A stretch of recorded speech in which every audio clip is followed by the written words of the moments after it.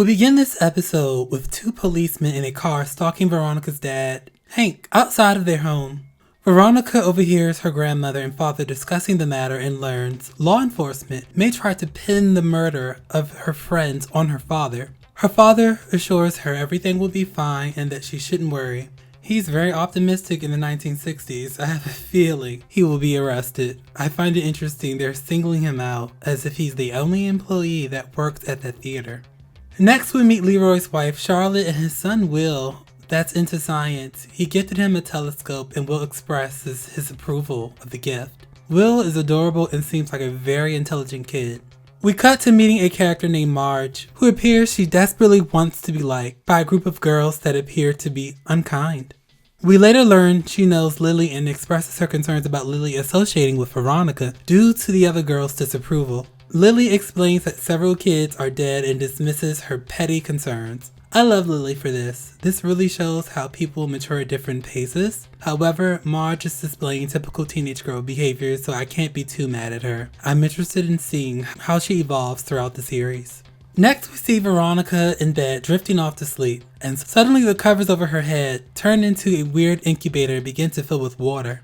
Oh dear, Pennywise is up to his weird shit again. Veronica fights her way out and lands on her bedroom floor, soaked in blood and fluid. She looks back and sees she escaped her dead mother's womb. She looks in horror as her deceased mother speaks to her, asking, "Why did you kill me? You killed me just like you killed those kids. Just like you will kill your father. They will get him and will fry Pennywise. You're a wicked son of a bitch."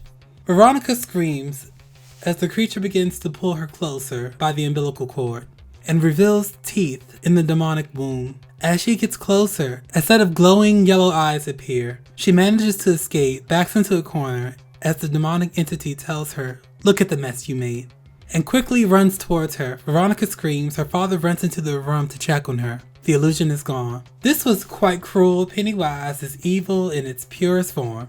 How can anyone explain this to their parents? They'll surely just dismiss it as a bad dream. One thing I learned from this scene is that Veronica is a fighter. I'll be rooting for her this entire season.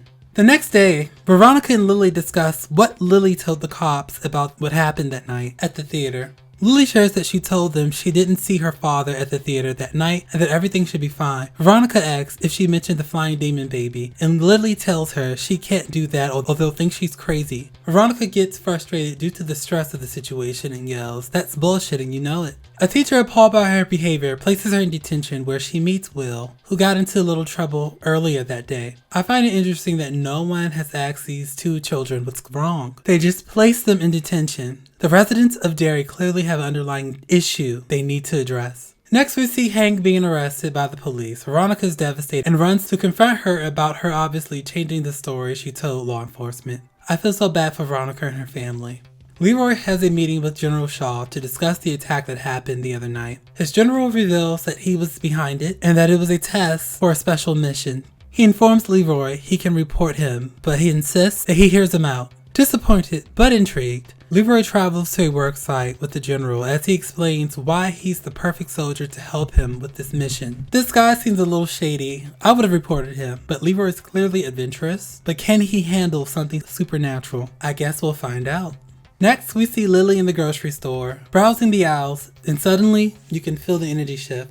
Random, mysterious adult figures begin to appear behind her and whisper various harmful rumors I'm certain Lily has heard before. Here we go. Pennywise is on his bullshit again. She turns down the aisle and notices a shelf with boxes of cereal displaying the faces of her dead friends. She turns around but sees she's now closed in and can't escape. Suddenly the shelves full of cereal turn into shelves full of pickle jars. She notices one contains the severed head of her father, I assume is no longer alive. He tells her to give Daddy a kiss. She screams and bashes the jar on the floor. The ground shakes and all of the jars shatter on the floor. She slips and backs herself into a corner.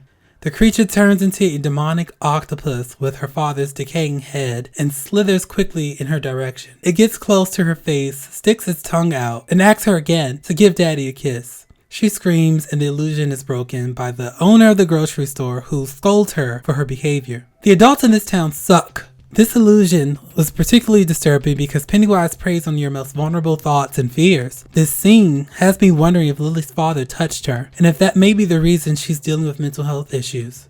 Next, we see her being dropped off at the asylum. She begs her mother to not have her committed, but her mother is unfazed by her tears. Two creepy-looking male nurses escort her into the hospital. I feel bad for her because everything she tried to avoid happened anyway. After she was coerced by that crooked police chief to change her statement about the death of their friends. I feel Pennywise is going to use this to his advantage and try to mentally break her while she's in this hospital. Her mother seems so heartless. I guess this is due to the stigma of people having mental health issues back then.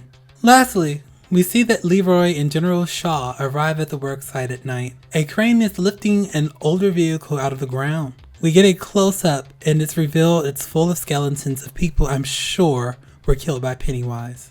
General Shaw yells, "We're getting close!" The episode fades to black. I thought this was another great episode. I'm really satisfied with the writing of the show, and the special effects used on Pennywise's illusions look good. I think they may be using a mixture of practical and CGI to bring the horror to life. Our two main characters appear to be in precarious situations. I hope Veronica's dad, Hank, gets out of jail because he's completely innocent, but judging by the culture of Derry, he may be gone up yonder next week. Also, I hope Lily escaped the asylum. It's clear these kids will need to team up to fight this supernatural threat. I rate this episode a solid A. If you like this review, please like, comment, share, and subscribe.